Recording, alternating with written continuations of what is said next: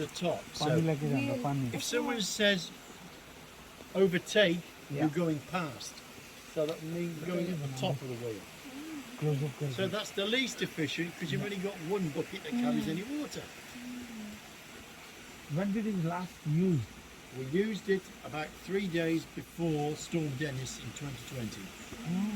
And I did use the wheel a little bit afterwards to clear some of this debris out. Because otherwise we got another one like that. So how long you have been looking into this? We've had COVID followed by insurance, which has been a right real pain in the bum. But we haven't got enough money to finish the job off, so we're having to prioritise certain jobs.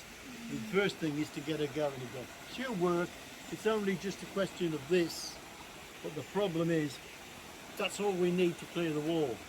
That's how close the walls are to the side of it. She is the largest water wheel still in existence, capable of powering a Cornwall Here in UK. in the UK, especially in England. There are bigger water wheels, and the most noticeable big water wheel is the giant Laxey water wheel. So council help? Local council help? Nothing much.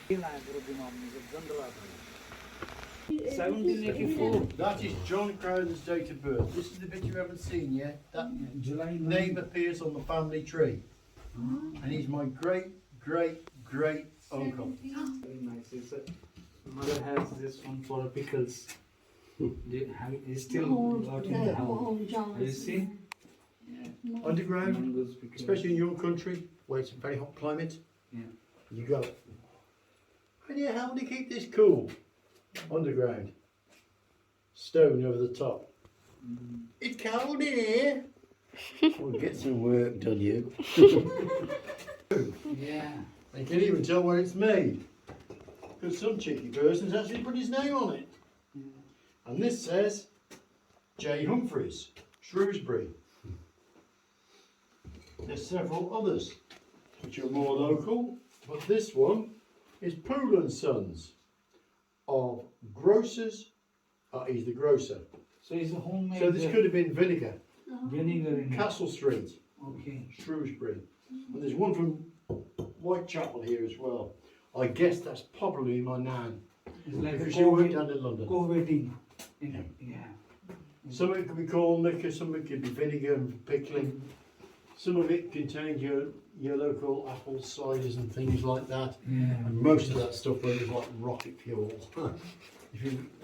We've just been drinking some pear cider, me and my partner, in a bottle that big, and we had that much the first night. And my partner was squiffing.